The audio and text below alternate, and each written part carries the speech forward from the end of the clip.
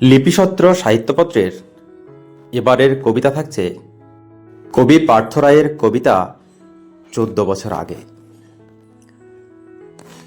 ১৪ বছর আগে এই পথ দিয়ে রবীন্দ্রনাথ চলে গিয়েছিলেন।